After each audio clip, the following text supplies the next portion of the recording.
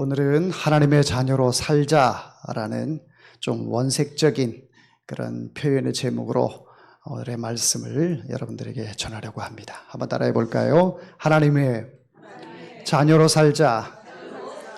여러분은 하나님의 자녀로 살고 있습니까? 하나님의 자녀가 되려고 노력을 하십니까? 굉장히 쉬운 말이지만 또 쉬운 말이면서도 우리가 이 쉬운 거를 지키지 못하면서 하나님의 자녀로 살기보다는 내 뜻대로, 내 생각대로, 또 내 경험대로, 내 주관대로 이렇게 살 때가 참으로 많습니다. 하여 오늘은 좀 더 쉽게 우리가 어린아이가 되어서 그 어린아이에게 말씀을 전할 때 쉬운 표현으로 이렇게 말씀을 전하지 않습니까? 그런 것처럼 내가 어린아이다. 내가 하나님의 자녀로 살아야 되겠다. 그런 굳은 마음의 결단과 또 다짐을 통해서 여러분 앞으로의 삶을 하나님의 자녀로서 세상에서 당당하게 살아가는 저와 여러분이 되기를 주의 이름으로 축원합니다. 한 세대가 가고 이제 새로운 세대가 열리는 그 서막의 그런 현장에 있습니다. 한때 하나님의 역사를 나타내며 또 하나님의 선지자로서 이스라엘 백성들에게 하나님의 말씀을 바르게 선포하고 또 하나님의 역사를 나타냈던 그 엘리야 시대가 서산의 해처럼 이제 지고 또 새로운 해가 떠오르게 되는데 그 새로운 해가 바로 엘리사를 통해서 하나님의 역사가 나타나는 세대 교체의 시간이 일어나고 있습니다. 우리가 살고 있는 이 세상도 세대 교체가 있게 되죠. 한 세대가 열심히 살다가 그 세대가 때에 따라서 하나님의 부르심을 받고 또 새로운 세대가 등장해서 그 좋은 전통들은 이어받고 또 아직 발견되지 못했던 것들은 이 미래 세대를 통해서 또 발견되고 이러면서 더 앞으로 계속해서 전진해 나가는 모습을 볼 수가 있습니다.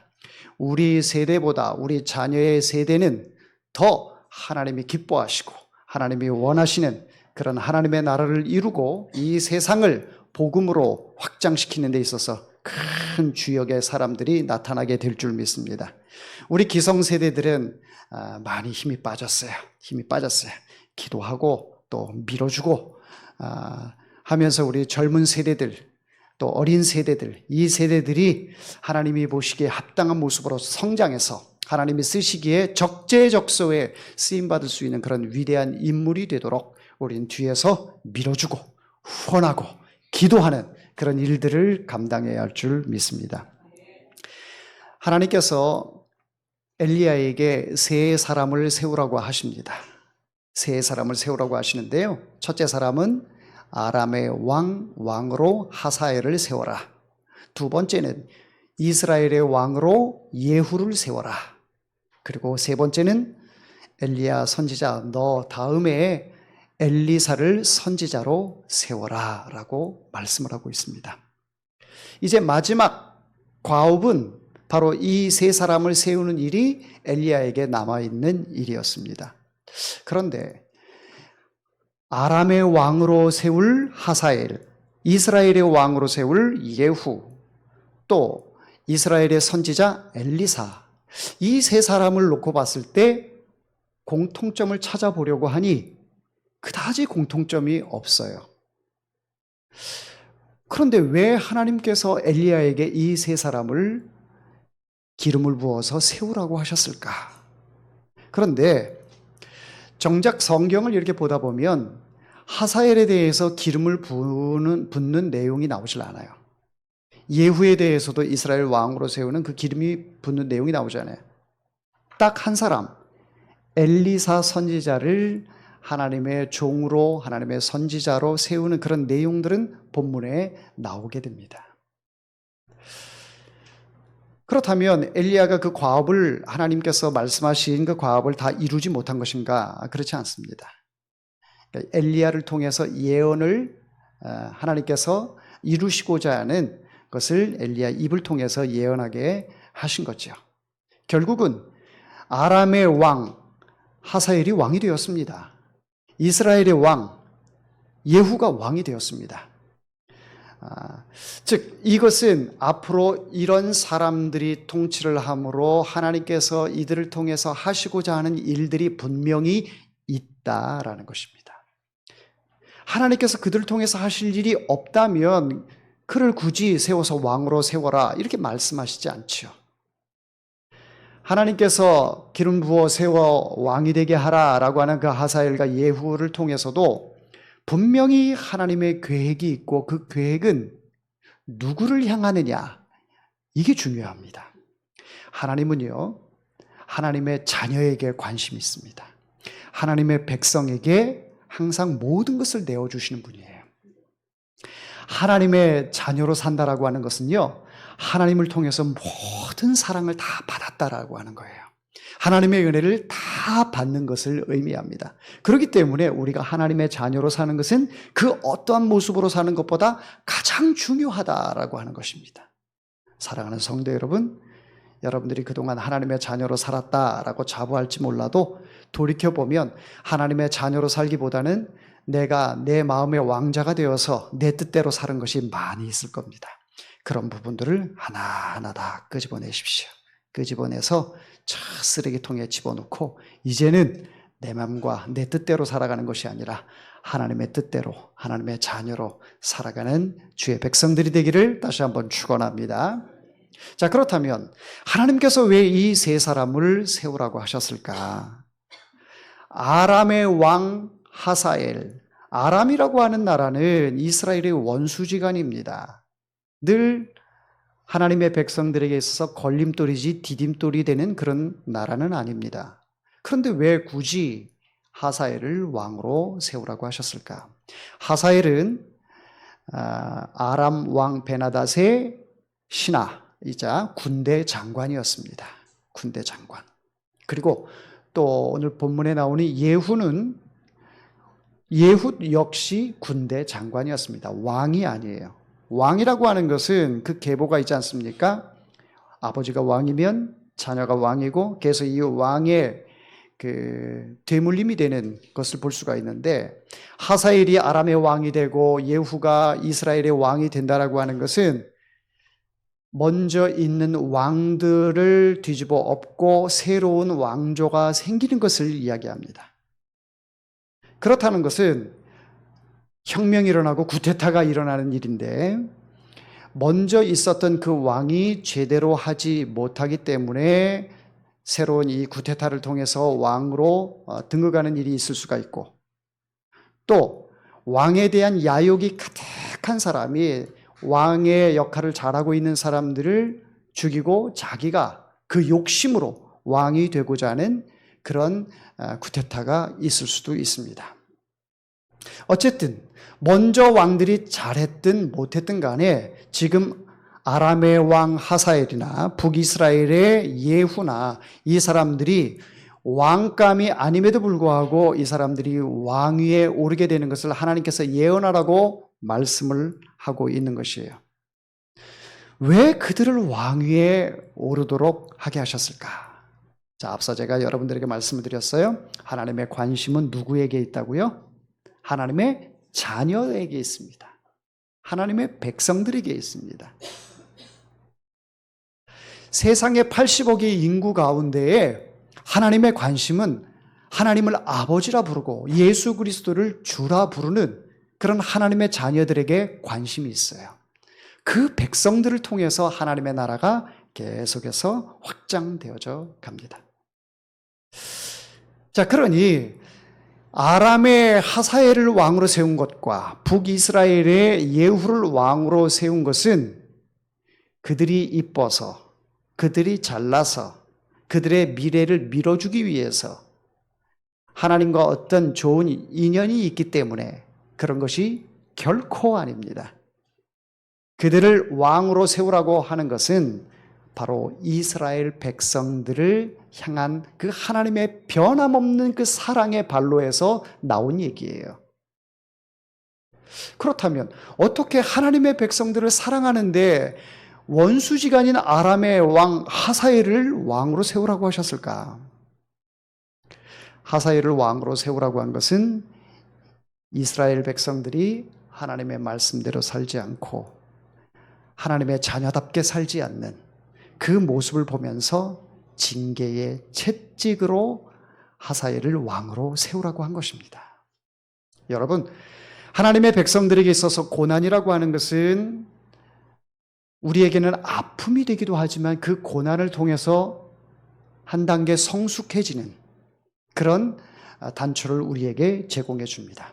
그래서 고난이라고 하는 것을 통해서 주의 율례를 배우게 되었다라고 성경은 말씀합니다.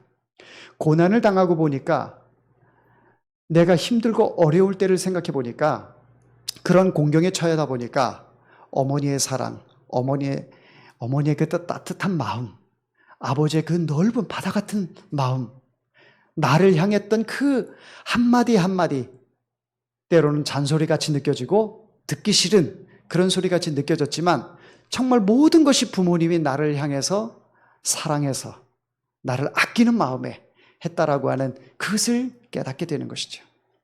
어려움을 당해보니까 부모의 사랑을 알게 되더라는 거예요. 부모님이 떠나고 나니까 부모님의 사랑이 느껴지게 됩니다.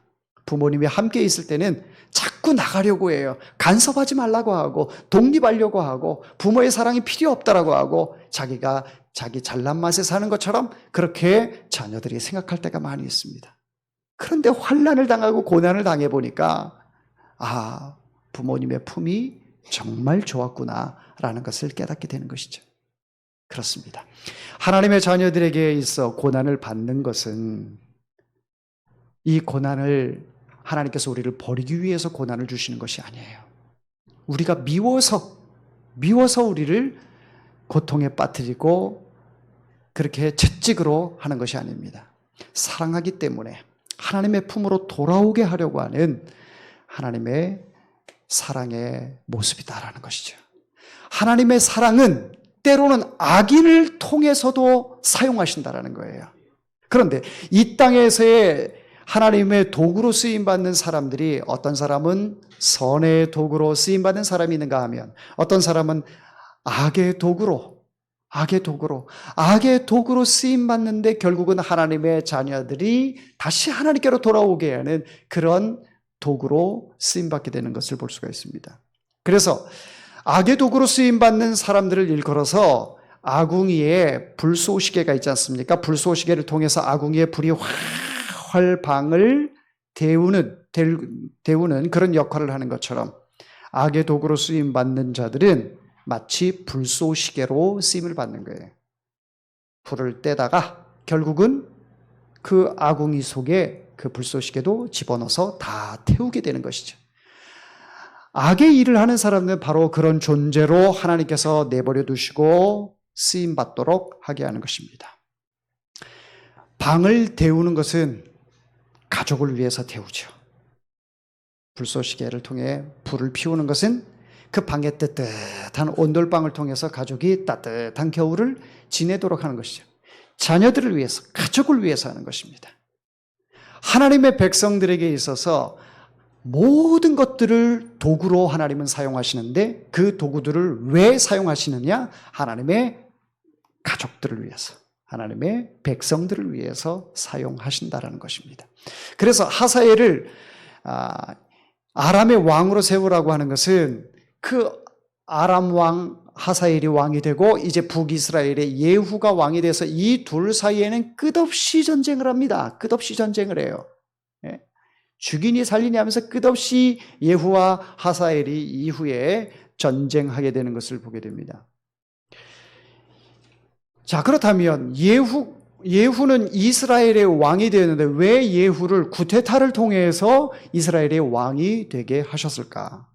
먼저 왕들이 너무너무 왕정을 제대로 하지 못해서? 네, 그럴 수도 있습니다. 그러나 무엇보다도 중요한 것은 예후의 이 욕망, 이 야욕이 가득했습니다. 내가 왕이 되어서 이 나라를 좌지우지하리라. 이런 욕망이 컸습니다. 하나님께서 예후에게 기름을 부어 세워 왕이 되게 하신 것은 하나님께로 돌아오라 라고 하는 예후를 선군으로 삼아주겠다라고 하는 하나님의 의도는 아니었습니다. 자, 그러나 예후가 이후에 왕이 되어서 결국은 그 예후도 앞에 있던 왕들 또 그에 관련된 많은 대소신료들 이 모든 사람들을 다 일망타진하고 자기 자신이 왕으로 들어서게 되는데 선민 아닙니까? 이스라엘 중에 이스라엘 백성들은 하나님이 선택한 선민 아니에요? 자, 그런데 여러분 잘 들으셔야 합니다. 하사엘은 선택권 밖에 있던 사람입니다. 선택권 밖에 있는 사람이에요. 선택권 밖에 있는 사람도 하나님의 도구로 쓰임을 받는다. 자, 예후는 이스라엘 백성으로 선민입니다. 하나님께서 이스라엘을 선택하셨지 않습니까? 그로 인해서 선택한 백성 중에 한 명이 예후입니다. 그런데 이 예후가 선택받은 백성이었지만 하나님의 자녀는 아니었다라는 거예요. 이게 굉장히 중요한 말씀이에요. 선민이지만 하나님의 자녀는 아니다. 오늘날 기독교인들이 하나님께서 나를 선택해서 내가 하나님의 백성이 되었다라고 나는 선민이야 라고 생각하는 사람들이 많습니다. 그럼에도 불구하고 그 안에 하나님의 자녀가 아닌 사람들이 많다라는 거예요. 그러면 선민과 하나님의 자녀는 이거 하나가 아니고 구별을 해야 되는 겁니다. 구별을 해야 돼요. 수없이 많은 사람들이 나는 기독교인이다 자처를 하고 있지만 그 가운데 하나님께서 선택한 백성, 하나님의 자녀로 삼아주신 그 백성, 예수를 나의 구주로 영접한 하나님의 사랑받는 하나님의 관심사, 그 하나님의 자녀는 다르다라는 것입니다. 여러분, 이스라엘 백성들이 하나님의 선민이라고 하면 이스라엘 백성들은 다 구원을 얻어야 되잖아요. 그렇지 않습니까? 다 구원을 얻어야 되는데 여러분 성경을 통해서 한번 보십시오. 하나님의 백성들 가운데 저주받아서 죽은 사람들이 얼마나 많습니까? 모세에게 대항하다가 자기의 욕심을 부려가면서 하나님께 드려야 할 것 자기가 취했다가 죽었던 저주받아서 지진으로 인할 그 밑에 깔려서 죽은 그런 사람들. 여러분 예수님의 제자였던 가룟 유다 선민 아닙니까? 이스라엘 백성이잖아요. 그런데 그는 어떻게 됐습니까? 예수님은 그를 향해서 저는 마귀다 라고 말씀하셨습니다. 이런 점으로 볼 때에 선민의 개념하고 하나님의 자녀의 개념은 엄연히 다른 것입니다. 여러분, 예수님께서 다시 이 땅에 오실 때 알곡과 쭉정이를 구분하신다 그랬습니다. 하나님께서 선택한 그 백성, 그 남은 자들을 구별해서 하나님의 나라에 이르게 하실 것입니다. 그렇기 때문에 우리가 교회에 다니는 것으로 내가 선민이다 여러분 착각하지 마십시오. 내가 교회에 다니면서 직분자로 생활하면서 나는 하나님의 자녀다라고 여러분 착각하지 마십시오. 아버지의 뜻대로 사는 자가 아버지의 자녀인 것입니다. 내 뜻대로 내 생각대로 내 하고 싶은 거 다 해가면서 나는 하나님의 자녀다. 그런 자기의 생각이고 자가 당착에 빠지는 그런 모습입니다. 하나님이 인정하는 자녀가 되어야 돼요. 여러분 귀를 항상 닫은 상태에서 하나님의 음성을 들으려고 하니까 사랑하는 자야 하나님의 너는 나의 아들이다 나의 딸이다 이게 들리지 않아요. 하나님을 향해서 귀를 닫고 세상을 향해서만 귀를 여니까 내 마음속에는 하나님의 자녀라는 그 생각에 사로잡혀 있지만 내 부모를 통해서도 나는 모태신앙으로 하나님의 자녀다 이렇게 생각을 하지만 아버지의 뜻대로 살지 않으면서 하나님의 자녀다라고 생각하는 것은 자기 모순에 빠지는 것이고 그것이 사탄 마귀가 우리의 귓가에 속삭이는 사탄 발림의 말이라는 것을 여러분들은 잊어서는 안 됩니다. 할렐루야. 그러므로 우리는 선민이라고 하는 교회 아니라고 하는 이 울타리 테두리 안에 있으므로 나는 하나님의 자녀다라고 생각할 것이 아니라 아버지의 뜻대로 살아가는 그 모습을 통해 하나님의 자녀의 확신을 가지고 남은 삶을 하나님의 뜻대로 살아가는 우리 모두가 되기를 축원합니다. 예후도 마찬가지고 하사엘도 마찬가지고 이들을 왕으로 세운 것은 바로 이스라엘 백성들에게 하나님의 관심사가 쏠리는 것입니다. 하나님의 관심이 예후가 왕이 되는 거, 그 관심이 별로 없어요. 하사엘이 왕이 되는 거, 그가 왕이 되든지 그가 뭐 신하로 살든지 하나님께서 그게 관심 있는 게 아니에요. 그러나 그들을 세움을 통해서 아직도 하나님의 말씀 앞에 돌아오지 못하는 우상 숭배에 쩌들어 있는 그 사람들, 엘리야가 그 엄청난 기적을 베풀어서 바알과 아세라 신을 섬기는 그 제사장들을 다 죽였음에도 불구하고, 그 광경을 이스라엘 백성들이 봤음에도 불구하고 우상 숭배에 아직도 젖어 있고 하나님 앞에 돌아오지 못하는 그 하나님의 자녀들, 그 하나님의 자녀들을 향해서 그들을 세웠다라는 거예요. 때로는 채찍으로. 이스라엘 백성들에게 더 고통이 옵니다. 하사엘이 계속 전쟁 걸자고 쳐들어옵니다. 예후는 더 악정을 통해서 이스라엘 백성들의 목을 조여옵니다. 고통의 시간들은 끝이 없습니다. 언제까지 이 고통이 이어지는지 장담할 수가 없어요. 보장이 된다면 언제까지 이 고통이 있고 그 뒤에는 우리에게 평안이 있다라고 하는 것이 보장이 된다면 인내하면서 참겠는데 이건 참을 방법이 없어요. 기약이 없기 때문에. 자, 그래서 그런 사람들의 그 고통을 통해서 누구를 바라보라고? 바알을 바라보라고? 하나님을 바라보라고. 바알이라고 하는 것은 세상의 풍요를 가져다 주는 것입니다. 세상에 나에게 미래를 보장한다라고 하는 것이 바알입니다. 이 세상에 내 자신의 노력을 맡기고 지혜를 맡기고 지식을 맡기고 경험을 맡기고 인맥을 맡겨서 어떻게 해서든지 성공해 보고자 한다. 그 성공을 통해서 나는 이 세상에서 잘 살아볼 거야. 행복하게 살아볼 거야. 그런데 그 모습을 통해서 모든 영광 하나님께 돌린다라고 하면 그 사람은 제대로 사는 사람이지요. 그러나 하나님께 영광이 아니라 이 세상의 사람들에게 좀 보란 듯이 나는 살 거야. 이렇게 자기의 의욕이 앞서고 모든 것이 자기 중심적으로 돌아가는 이 모습이 뭐예요? 바알을 섬기는 것입니다. 바알은 옛날에만 있었던 그런 신이 아니라 지금도 우리 중심 가운데 우리 삶 속에 그대로 들어와 있습니다. 바알은 태양신입니다. 태양이에요. 태양이 이 추수 때가 되면 햇빛을 통해서 추수가 잘 되지 않습니까? 그런 것처럼 바알을 섬기는 우리는 때가 되면 해가 떠오르는 모습을 보면서 송구영신 예배 드리지 않고 거기 가서 태양 앞에 빕니다. 이게 바알인 거예요. 바알이에요. 해돋이를 보러 간다든가 그것을 통해서 내 소원을 빌고 또 어느 큰 나무에다가 자기의 소원을 써가지고 거기다가 붙이고 내 소원이 이루어지기를 바라는 것, 이런 것들이 바알인 것입니다. 여러분, 바알은 우리들 삶 속에 곳곳에 들어와 있습니다. 곳곳에 들어와 있어요. 그 바알 신을 섬기는 이스라엘 백성들을 향해서 때로는 하사엘을 통해 전쟁을 통해서 또 예후의 악정을 통해서 이스라엘 백성들이 깨달도록 하기 위한 하나님의 이스라엘 백성들을 사랑하는 또 다른 방식의 방편이라는 것입니다. 사랑하는 성도 여러분, 여러분들이 지금 고난에 처해 있습니까? 고통의 시간들이 끊이질 않고 있습니까?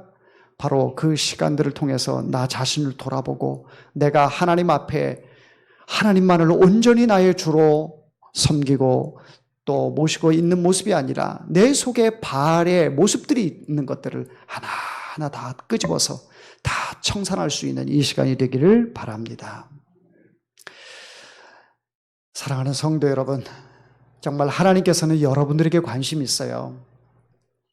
하나님을 알지 못하는 사람들에게 관심 있는 게 아니고 여러분들에게 관심이 있어요. 선택권 밖에 있는 사람들한테 관심 있는 게 아니라 하나님의 자녀에게 관심이 있어요. 그러한 믿음과 자부심, 확신을 가지고 여러분들이 사셔야 돼요.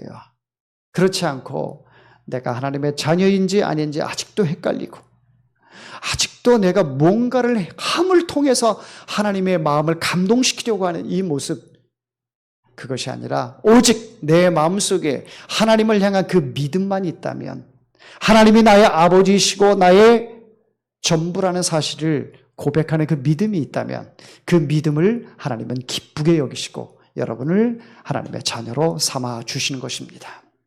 영접하는 자, 곧 그 이름을 믿는 자들에게는 하나님의 자녀가 되는 권세를 주셨으니 어떤 자가 하나님의 자녀가 되는 권세를 얻어요? 영접하는 자. 누구를 영접합니까? 예수 그리스도를 영접하는 거예요.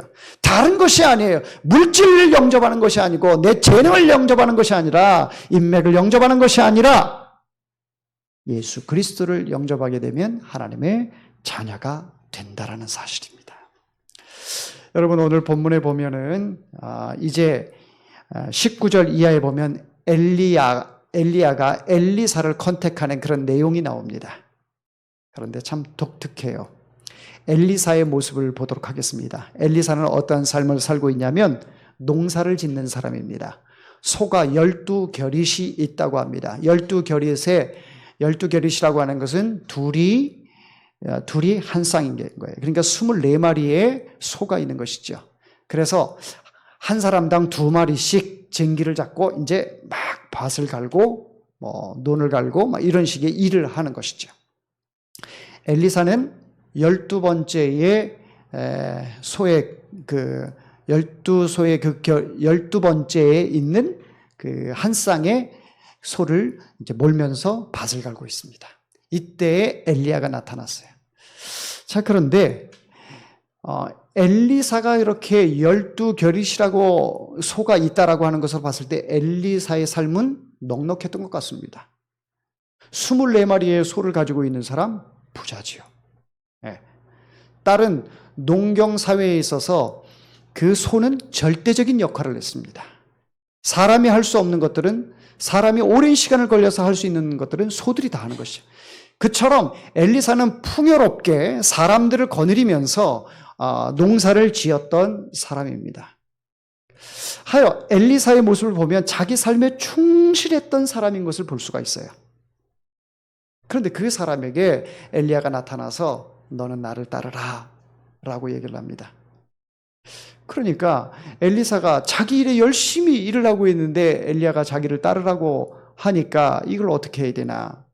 그런데 하나님의 종인 것을 엘리사가 알게 됩니다. 그래서 이제 이야기를 하죠. 선생님, 내가 내 부모에게 가서 입을 맞추고 돌아와서 선생님을 따르도록 허락해 주십시오. 그랬더니 엘리야가 말합니다. 돌아가라.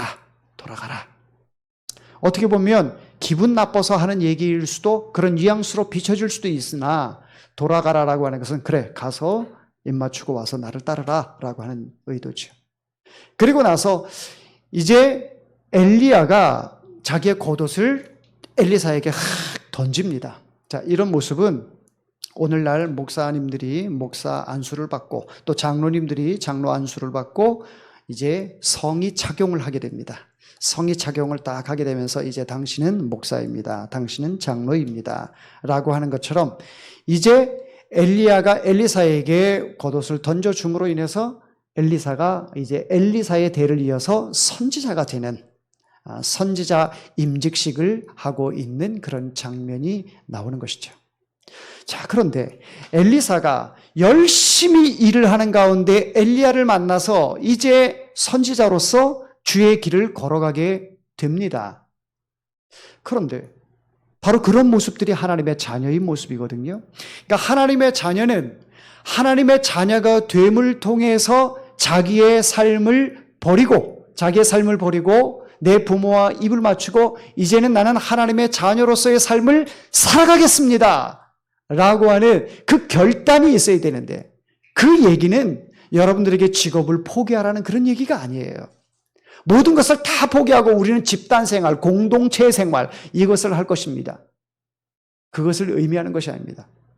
이렇게 사람들을 말로써 호도해가지고 사람들을 공동체 생활을 하면서 또 공동체 마을을 이루고 있으면서 이단, 사이비로 빠진 사람들이 굉장히 많습니다.